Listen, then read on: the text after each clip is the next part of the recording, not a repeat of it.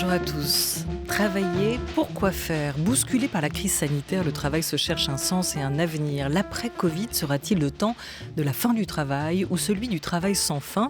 On en parle à partir de 12h55 avec notre invitée, la sociologue Marianne Dujarrier, auteure de Troubles dans le travail au PUF.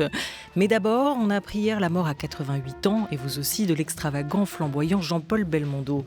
À bout de souffle, Pierrot le Fou, l'As des As, le Magnifique, un Saint-Jean d'hiver, le Guignolo ou encore la Sirène du Mississippi, l'acteur avait tourné avec les plus grands, Jean-Luc Godard, Louis Malle, Henri Verneuil, Philippe de Broca, Georges Lautner. Homme de planche et de grand écran, une filmographie bien remplie, plus de 80 films, et sur le tard, un retour à ses premières amours avec des metteurs en scène qui aiment voir la vie en grand, comme lui, Bernard Murat ou encore Robert Hossein. On vous parle de Jean-Paul Belmondo, de l'homme et de son parcours jusqu'à 12h30. La grande table. Olivia Gesbert. Et avec nous Bernard Murat, metteur en scène et réalisateur. Vous avez mis en scène plusieurs pièces de théâtre avec Jean-Paul Belmondo, Tailleur pour dames et La puce à l'oreille de Feydeau, Frédéric ou Le boulevard du crime d'Éric Emmanuel Schmitt. Vous avez également réalisé Désiré d'après Sacha Guitry avec lui, avec Jean-Paul Belmondo. Bonjour à vous. Bonjour. Merci d'être avec nous aujourd'hui. À vos côtés, Michel Hazanavicius, scénariste, réalisateur, président de l'école de cinéma La Fémis. Bonjour. Bonjour. Merci à vous d'être avec nous. Et la journaliste à distance, Sophie Delassin, auteure d'une biographie sobrement intitulée Belmondo, chez Grund, parue il y a 2 ans. Bonjour Sophie Delassin. Bonjour. Et bonjour à tous les trois. Thomas Cluzel l'évoquait, un hommage national va être rendu le 9 septembre aux Invalides pour Jean-Paul Belmondo. L'Élysée a d'ores et déjà annoncé que cet hommage devrait être comme un éclat de rire, souriant, tout en panache, comme était l'homme, puisqu'il était un trésor national, Jean-Paul Belmondo. Qu'est-ce qu'il représentait, Jean-Paul Belmondo, pour la France, pour les Français, pour le cinéma et pour vous? On en parle jusqu'à 12h30. Mais d'abord, Jean-Paul Belmondo, qui étiez-vous? Dites-nous.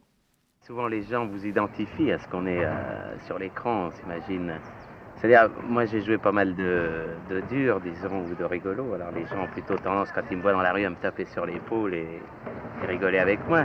Mais disons que si j'avais débuté par Léon Morin-Prêtre, par exemple, et que Léon Morin-Prêtre ait fait un gros succès, peut-être l'attitude des gens aurait changé. Mais tels que sont les gens avec moi, je trouve ça très bien. Et ce que je suis vraiment, je crois qu'il n'y a que moi qui le sais, mais je le garde pour moi. Maintenant, je fonce, Alphonse.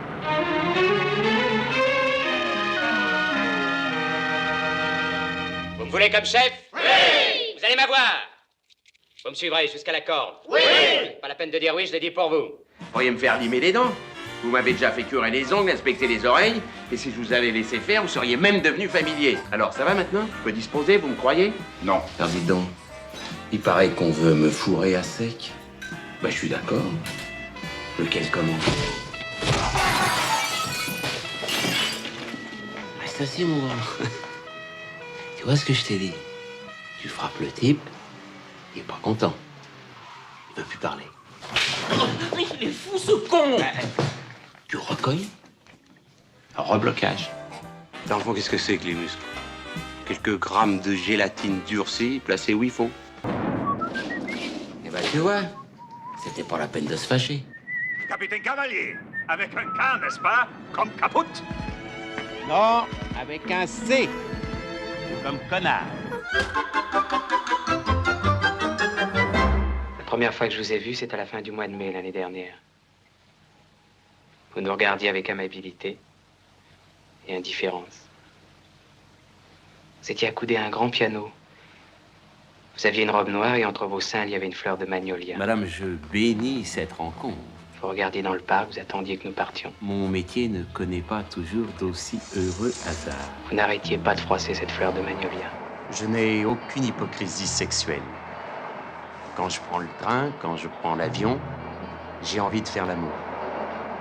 Surtout si j'ai devant moi une dame que je ne connais pas. Et moi alors, je suis mort? Oh là là, parlons d'autre chose. C'est mieux que tu saches pas. Non, pourquoi? Au contraire. T'es mort en 2021.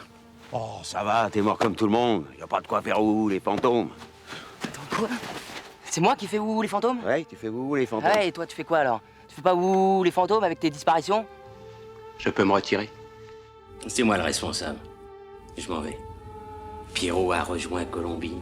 Harlequin disparaît sur la pointe des pieds.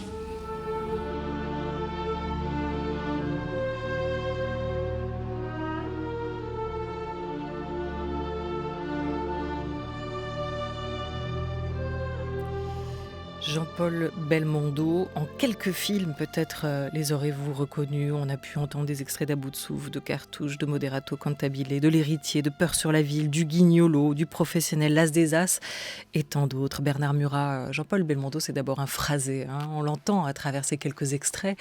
Quel plaisir pour un scénariste, pour un auteur, pour un écrivain de lui mettre aussi des mots en bouche, parce qu'il y en avait certains qu'il savait tout particulièrement bien prononcer. C'est sûr, c'est sûr. Pour moi, c'est une carrière parfaite, quoi. Parfaite. Le cinéma l'a intéressé au bout de 7-8 ans, mais il a eu 6, 7, 8 ans de théâtre, et je dis un peu, peut-être par provocation, mais c'est avant tout un homme de théâtre. Et le théâtre, il le faisait partout dans sa vie, et toujours dans la légèreté, toujours avec une espèce de raillerie qui fait penser à Alphonse Allais, c'est-à-dire fataliste. De toute façon, personne n'en échappera, quoi. Voilà, comme dit Allais. Moi, je l'ai connu dans des circonstances graves, quand il a perdu sa fille, quand il a perdu sa maman. Voilà, je me souviens, c'était au Théâtre des Variétés.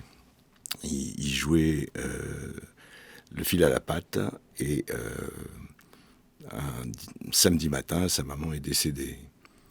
Et il était là à 15h pour jouer. Et le soir, il a joué encore, puisqu'on jouait 2 fois le samedi, et tout le monde était sur le plateau autour de lui, et il riait. Bon, et là-dessus, Alain Delon est venu le visiter pour lui présenter ses condoléances, et puis l'embrasser, puisqu'ils étaient quand même très très proches. Et Jean-Paul s'est retourné, je crois qu'on était 2 ou 3 avec lui, et il a dit, mais il m'a demandé pourquoi je jouais. Alors j'ai dit, mais ma mère comprendrait pas que je ne joue pas. Voilà, c'est tout. Alors faut y aller, et puis c'est ça la liberté, c'est que la vie continue et qu'il faut en rire, parce que c'est à n'y rien comprendre. Je dis tout ce qu'il nous a dit ce jour-là. Voilà. Donc...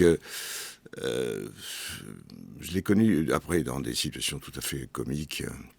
C'est celle qui prédomine d'ailleurs. Bon, parce qu'on a beaucoup ri, quand même. Beaucoup. Et il adorait ça. Il le provoquait. Il a fait un nombre de blagues célèbres, des choses tout à fait difficiles à préparer. Voilà. Un jour, il a fait croire qu'il avait été agressé cette nuit. Et il s'était fait maquiller par Charlie, et il avait plein de sang partout. Il est arrivé au théâtre comme ça, tout le monde était affolé complètement. On lui disait, mais tu peux pas jouer, c'est parce que c'était mis du coton dans les... Enfin, il préparait des trucs, voilà. C'était cet éternel enfant, et en même temps très pudique, avec une... oui, pudique, personne... il ne se confiait à personne profondément. Ouais, là, on l'entend dans cet extrait. Oui, mais il laisse à chacun aussi le soin de le définir à travers sa filmographie. Michel Hazanavicius, votre Belmondo à vous, c'était qui ? Moi, c'est beaucoup moins intime, parce que j'ai eu la chance de le croiser quelques fois, mais j'ai malheureusement pas eu la chance de travailler avec lui. Et puis je n'étais pas du tout un intime. Mais je dirais que c'est un peu comme la Tour Eiffel, c'est-à-dire que ça a toujours été là, en fait. Moi, j'ai 54 ans, il va falloir envisager un monde sans Belmondo, mais il a toujours été là. Et je crois qu'il y a tous un endroit, c'est un peu le type qu'on voudrait être, quoi. C'est-à-dire que c'est une liberté, un charme, et comment dire... Oui, il y a un truc très moderne chez lui, de ce que vous décrivez, de rien à foutre de rien n'est grave. Tout ça, c'est vite vu, puis on rigole et tout ça, mais avec une réussite, un charme, un panache, enfin bon, tout ce qu'on sait sur Belmondo. Mais c'est vrai que je crois qu'il y a... Enfin, j'ai l'impression que même, il y a un truc très français, c'est pour ça que j'ai dit la Tour Eiffel, mais je crois que les Français, ils aiment bien se voir, ils aiment bien que ce soit Belmondo le drapeau, quoi. Belmondo, le drapeau, Belmondo aussi qui avait cette carrière parfaite. En fait, c'est quand même pas n'importe qui peut avoir joué, tourné dans plus de 80 films, une telle filmographie avec de tels cinéastes, c'est quand même assez épatant. Et chacun ont projeté en lui quelque chose, et parfois de différent. L'acteur Belmondo, c'était d'abord un plaisir du jeu, un plaisir, une fibre, un élan vital. Vous l'évoquiez, Bernard Murat. Le plaisir, il est au centre de son jeu, comme on l'entend dans cet extrait du Magnifique de Philippe de Broca, sorti en 73 avec Jacqueline Bisset. Quand j'ai fait ce métier, c'est pour que beaucoup de gens me regardent jouer. Sinon, je me mets devant ma glace et puis je joue et puis je me trouve très bien. Bon, je crois qu'il ne faut pas avoir honte d'être acteur, parce que je crois que c'est un peu la mode en ce moment. Beaucoup d'acteurs disent acteur, c'est pas suffisant, je vais être autre chose, je vais être metteur en scène, ou on se lance dans la politique à tout va pour montrer qu'on est très profond. Mais je trouve que de faire le gugu, c'est déjà pas mal. Moi, je trouve que c'est une belle distraction et moi, j'aime beaucoup. Ce qui m'amuse, c'est de jouer, pas autre chose.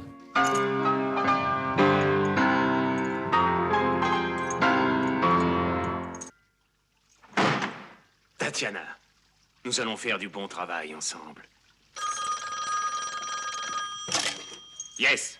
No. OK. Je t'aime, océan immense comme mon âme. Ta plainte teintée d'écume, meule, un amer mélange.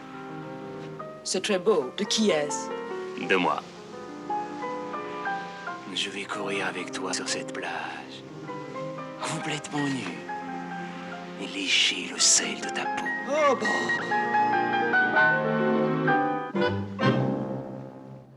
Sophie Delassin, journaliste au service culture de l'hebdomadaire L'Obs. Vous êtes l'auteur d'une biographie consacrée à Jean-Paul Belmondo, sorti il y a 2 ans, un album richement illustré. On imagine que vous l'avez rencontré, Sophie Delassin. Alors, je l'ai rencontré après, parce que quand le livre a été annoncé, il l'a appris et il avait envie de le voir. Et j'ai dit à l'éditeur que plutôt que de lui envoyer par la poste ou par coursier, je préférais faire le coursier moi-même. Malin. Donc, je suis allée lui apporter. On a bu un café ensemble avec un journaliste qui s'appelait Bringuier. Et sa sœur est passée et il était dans ce restaurant. On a beaucoup parlé avec les yeux, parce que c'était il y a, je ne sais pas comment vous dire, peut-être juste avant le confinement, enfin il y a facilement 1 an et demi, quoi. Et il parlait très peu. Donc comme réponse, j'ai obtenu de lui demander quelle était la femme qu'il avait le plus aimée dans sa vie. Et il m'a dit que c'était Laura Antonelli, parce qu'elle était très douce et très gentille, et très belle. Donc voilà, on a parlé de beaucoup de choses, mais par les yeux, voilà. Dans les colonnes de l'Obs, on retrouve ces mots de lui. Je n'avais pas d'autre moyen de rester dans l'enfance, de privilégier l'amusement sans être condamné à Sainte-Anne et mis au banc de la société des gens ordinaires. Voilà comment il se racontait. Il racontait son devenir de comédien, cette envie de ne jamais grandir, de rester l'enfant qui sait s'amuser. Vous diriez, vous aussi, Sophie Delassin, que le cabotinage, le plaisir de jouer, l'amusement était au cœur de tout, cette idée du plaisir pour lui dans son jeu? Oui, l'idée du plaisir, oui, alors l'idée du plaisir, c'est sûr, mais j'ai l'impression que ce qui le caractérise le plus, c'est l'idée de la modernité dans le jeu. Et quand il jouait les valets de comédie au conservatoire, dans cet univers très académique qu'il a rejeté complètement, il a été rejeté du début à la fin. J'ai l'impression que c'était plutôt ça qui primait, et c'est ça aussi qu'on a vu dans À bout de souffle. Et c'est finalement ça qu'on a vu un peu dans toute sa carrière, quoi. L'idée de modernité, de ne pas avoir, de ne pas cliver, d'aller là où il avait envie d'aller, aussi bien dans le cinéma d'auteur que dans le cinéma populaire. Donc plus que l'amusement, oui, l'amusement, je pense il adorait son métier, mais surtout c'est surtout de la modernité que je vois chez lui, et en particulier donc dans À bout de souffle, quoi. Il n'y a pas de plaisir sans désir, Bernard Murat. Et il avait un désir de reconnaissance, Jean-Paul Belmondo. Est-ce qu'il a couru après ce besoin-là toute sa vie, ou est-ce que le regard du public, son incroyable popularité aussi, a fini par le combler, a comblé peut-être ce qu'était cette faille au départ qui l'a motivé à se dépasser? Il avait réglé le problème de l'anxiété avec le public, ça c'est sûr. Mais il a souffert. il a souffert de ne pas être reconnu par certains. Bon, il faut dire voilà, par qui peut-être. Ça a commencé par la Comédie Française. Il rêvait d'y entrer. Oui. La Comédie Française ne l'a pas accepté dans ses rangs, dans sa troupe. Il y a eu 2 échecs avant de pouvoir intégrer même le conservatoire où il va faire ses classes par la suite. Ça, c'était le début. Mais après, c'est quoi cet académisme ou ce monde du cinéma qu'il n'a pas tout de suite reconnu? Vous diriez l'un et l'autre aussi, Michel Hazanavicius? Moi, ce que je peux vous dire, c'est que dans ma génération, je crois qu'on a tous été lui faire allégeance et on a tous été lui dire qu'il était le roi absolu et qu'il nous avait tous biberonnés et qu'on lui devait tous énormément. Moi, j'ai eu une fois la chance la première fois que je l'ai rencontré, c'était on lui a organisé une projection pour OSS 117. Et donc, j'étais dans la salle de projection de Gaumont. Enfin, j'y allais, j'attendais l'ascenseur et tout d'un coup, j'ai vu arriver, mais vraiment un soleil, un truc comme si quelqu'un avait ouvert la fenêtre. Et je vois arriver Belmondo, sourire, jean, blouson en cuir et tout. Et le mec était absolument magnifique. Et on a regardé le film avec il y avait Jean Dujardin, Belmondo et moi. On a regardé le film tous les 3. Et franchement, enfin, moi, c'était un très grand moment, en fait. Et je crois que tout le monde, acteur, réalisateur, tout le monde a été... toutes les reconnaissances ou les non-reconnaissances qu'il a pu avoir dans sa carrière, je pense que c'est un problème. Alors, par contre, sur la fin, il a fermé la boucle et il a tué le game, comme on dit. Ouais. OSS 117 que vous avez réalisé, Michel Hazanavicius, les 2 premiers volets en tout cas, le 3e est actuellement au cinéma et n'est pas de vous, avec Jean Dujardin qui n'a pas cessé de dire que pour lui, Jean-Paul Belmondo était le comédien par excellence. La filiation, on la retrouve autant dans du magnifique OSS 117 à la réalisation pour vous que dans le jeu d'acteur que Jean Dujardin a pu aussi réaliser. Il y avait pour cette génération aussi 2 monstres du cinéma. C'était Alain Delon et c'était Jean-Paul Belmondo. C'est Alain Delon et c'était Jean-Paul Belmondo. C'est vrai qu'on les présente tous les 2 comme des rivaux. Elle est intéressante l'anecdote que vous nous racontiez. Oui. Parce qu'au fond, il y avait aussi quand même un respect, une amitié entre les 2 hommes. Bien sûr, oui. Mais Jean-Paul était multicarte, quoi. Il n'avait pas la carte, comme il disait, mais il était multicarte. Et je crois que si on prend sa filmographie, c'est un message, quoi, pour les acteurs. C'est que on n'est pas en compétition les uns avec les autres. On est en compétition avec soi-même. C'est ça qu'il faut se dire dans cette vie, parce que sinon, on n'en finit pas, quoi. Il y avait des belles amitiés, il n'y avait pas que de la compétition. On le dit souvent, mais c'est vrai qu'à 19 ans, il entre, en étant 52, au conservatoire, après ces 2 tentatives manquées, où il va se faire une vraie bande, se créer une bande autour de lui. Ils resteront tous assez unis au fil de la vie, avec ses camarades de jeu, dont les noms étaient Jean-Pierre Mariel, Claude Rich, Jean Rochefort, Bruno Kremer, Françoise Fabian ou encore Pierre Vernier. L'importance de l'amitié dans sa vie, vous l'avez évoqué, Bernard Murat, l'importance aussi pour lui d'aller brûler les planches régulièrement. Il faut qu'on revienne aussi sur ce parcours, parce que le théâtre, ça a été ses premières amours, avant le cinéma. Il était très heureux. Ouais. Moi, je l'ai rencontré à cette époque-là. Il était très heureux de jouer de pièce en pièce. Voilà, il s'amusait. Et... Bon, le cinéma, oui, pourquoi pas. Voilà. Et puis, il y avait Godard qui est arrivé... Et certainement déjà génial. Il lui a proposé d'abord de venir dans sa chambre d'hôtel. Alors, il ne voulait pas y aller. Élodie, sa femme de l'époque, lui a dit « quoi, tu foutras ton poing dans la gueule, c'est pas grave. Si vraiment c'est pour autre chose qu'il te veut dans sa chambre. » C'était une autre époque. Oui, c'était une autre époque, oui. Et donc, il est allé dans la chambre de l'hôtel dans la rue Saint-Benoît, là, au tout début, à côté du Flore. Et puis, je crois que ça s'est bien passé entre eux. Mais à un moment donné... Entre Godard et Belmondo, hein. Oui, je crois. Je crois me souvenir qu'il en disait que du bien, quoi. Bon, il était... Et après, ça a été une déferlante. Ça a été incroyable. Il y avait les tricheurs qui marchaient pas mal, où il y avait Terzieff. Et lui, il n'avait pas été pris pour les tricheurs. Bon. Et il donc, a un tout petit rôle, je crois, dans les tricheurs. Oui, mais c'était pas ce qu'il voulait jouer. Bon, alors il était... bon. Alors, il disait, le cinéma, ils font chier. Bon, voilà. Et Godard l'a amadoué, quoi. Et puis, je crois que tout s'est bien passé. Et lui, il avait l'impression de ne pas travailler. Alors, il y a une anecdote, mais qui est vérifiée par moi. Il n'y a que moi qui le sais, si j'ose dire. La fin d'À bout de souffle. Vous vous souvenez, le travelling dans la 2 chevaux. Bon. Et on lui tire dans le dos, et il s'écroule et tout. C'est rue Campagne Première. Et un de ses vieux copains, pas du conservatoire parce qu'il était plus âgé que lui, mais de ses vieux copains, c'était Jean Le Poulain qui habitait rue Campagne Première. Et au moment où il finit les derniers mètres du plan, il rentre chez lui. Il tombe sur Belmondo, qui se plaint et qui court dans un truc comme ça. Il lui dit « Mais qu'est-ce que tu fais là, mon coco ?» Et Jean-Paul lui dit « Casse-toi, je meurs !» Jean-Paul Belmondo et la Nouvelle Vague, À bout de souffle, Pierrot le Fou, Godard. Quand est arrivée la Nouvelle Vague, moi je jouais beaucoup de boulevard.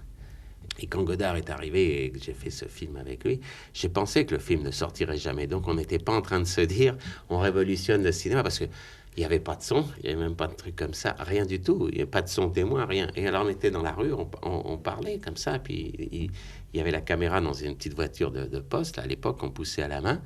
Et il y avait Godard qui marchait à côté ou en face, qui disait « Dis-lui je t'aime, dis-lui je t'aime pas ». Et on répétait. Donc moi, quand je rentrais chez moi, je disais « On s'amuse bien, c'est marrant, mais ça ne sortira jamais ». Et puis ce film est sorti, il a fait une révolution. Mais je crois que c'est souvent comme ça que les choses arrivent. Et si vous voulez, après, il y a eu la déformation de tout ça. Si vous voulez, on a voulu en faire de plus en plus et aller plus loin. Parce que quand même, la Nouvelle Vague avec Godard restait quand même dans du cinéma que le gros public pouvait comprendre et peut-être pas tout voir, certains, mais il y avait à prendre pour chacun. Et après, si vous voulez, on a fait des films qui ont voulu être intelligents dès le départ, et dès le départ, on a annoncé que ça allait être des chefs-d'œuvre, et ça, c'est très dangereux. C'est le pire, ça. Voilà, Michel Hazanavicius, je me tourne tout naturellement vers vous, qui avez réalisé aussi Le Redoutable, sorte de pastiche de Monsieur Godard. C'était un acteur de la Nouvelle Vague, Jean-Paul Belmondo. Au fond, est-ce que cette étiquette-là, d'une certaine manière, l'esprit, la philosophie de la Nouvelle Vague soufflait aussi en lui et dans son jeu? Mais je pense qu'il a créé, en fait, la Nouvelle Vague aussi.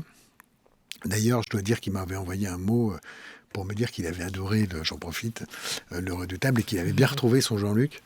Et donc voilà, mais je crois que Godard, pour moi, a fait un film sur Belmondo, en fait, avec À bout de souffle, comme il a fait un film sur Paris, et comme il a fait un film sur le jazz, et voilà. Mais c'est vrai que vous vous souvenez surtout de Belmondo, moins de Michel Poicart, qui est le nom de son personnage. Son personnage est très anecdotique par rapport à l'énergie de l'acteur. Il filme vraiment un acteur en train de jouer. Mais alors ça, je pense que ça va sans doute donner une espèce d'ouverture sur le jeu à Belmondo. Je ne sais pas comment il jouait avant, mais cette espèce de distanciation un peu à la Gassman aussi, qui peut jouer comme ça. Et pour Godard, ça donne aussi pareil, c'est-à-dire que Godard va très peu filmer des personnages et des histoires en faisant semblant que c'est vrai. Il va filmer ce qui est vrai, c'est-à-dire des acteurs en train de jouer, des gens en train de marcher. Donc je crois qu'il y a quelque chose qu'ils ont fait ensemble. Et après, je dirais que Belmondo n'est pas un acteur de la Nouvelle Vague. C'est beaucoup plus gros que ça. C'est Belmondo, avec toute l'ampleur que ça prend. Et il fait partie, à mon avis, des rares acteurs qui sont en vrai co-auteurs des films ou des pièces. C'est-à-dire que c'est pas pareil, un film avec Belmondo, c'est pas pareil qu'un film avec un autre acteur. Il y a des acteurs qui se dissimulent, qui derrière les rôles, qui sont au service d'un personnage. Belmondo, on a plus l'impression que le personnage... C'est pas que le personnage est au service de Belmondo, mais il est plus fort, quoi. Il est plus large que ça. Mais c'est vrai qu'il y a différents temps dans sa vie d'acteur aussi, hein. Bernard Murat, en dehors même du cinéma, avec des planches, ce Belmondo de la Nouvelle Vague des années 60 aussi, avec tout à coup un souffle de modernité aussi qui s'affiche dans son jeu et dans son corps. Puis le Belmondo des années 70 qu'on va retrouver plus battleur, plus bagarreur, plus séducteur encore et plus casse-cou aussi, hein. Il a aimé tous ces temps pour vous de sa vie de comédien. Je crois qu'il était vraiment très très conscient de son bonheur. Voilà. Et c'est une forme de santé extraordinaire, quoi. Quand on est comme ça, il était solide dans ses jambes. Voilà. Et non, il ne voulait pas être être dans une situation triste ou des choses comme ça. Il fuyait ça, c'était pas du tout lui. Et donc, quand il jouait, il avait cette distance, mais qui était simple, quoi. Il a inventé un truc où il suffit... Enfin, on dit toujours la citation de Sarah Bernard, c'est pas facile le théâtre, tu me parles, je te réponds. Oui. D'accord, ok. Donc, vas-y, parle-moi, je te réponds. Et puis, on disait aussi, quand on a tourné Désiré, on disait, l'important, c'est de pas forcément jouer ce qu'on dit, quoi. Voilà. Donc, puisque de toute façon, on le dit. Alors, ça, il aimait beaucoup ça prenait une distance, et puis le texte filait comme ça.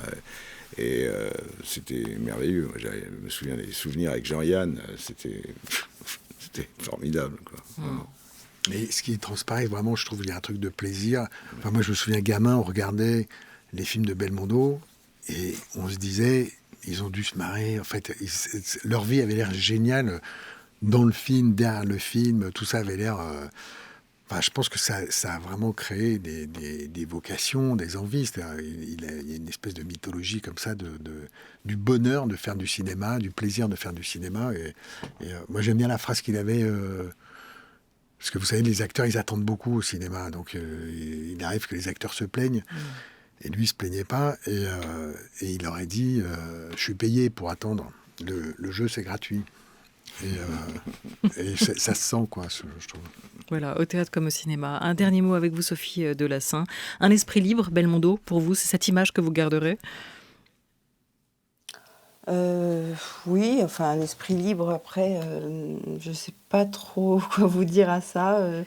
Je crois que je vais surtout garder l'image d'un comédien un peu à la De Funès, qu'on repasse à nos enfants, à nos petits-enfants, enfin voilà, qui passe de génération en génération, parce qu'on a envie que nos enfants aiment ce qu'on a aimé, comme on leur passe des chansons de Brassens ou de Barbara, quoi.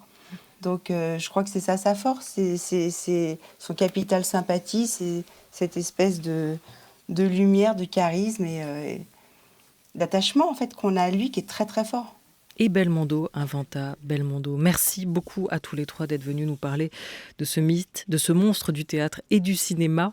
Jean-Paul Belmondo, dont on a appris hier le décès à l'âge de 88 ans, de l'acteur Jean-Paul Belmondo. Donc, je vous rappelle ce qu'évoquait en introduction Thomas Cluzel, qu'on va retrouver pour le journal. Un hommage national lui sera rendu le 9 septembre aux Invalides pour ce trésor national qu'était Jean-Paul Belmondo. Merci beaucoup Bernard Murat. Merci Michel Hazanavicius d'avoir été avec nous pour revenir sur ce parcours hors norme du cinéma. Ta vie. J'aime beaucoup la France.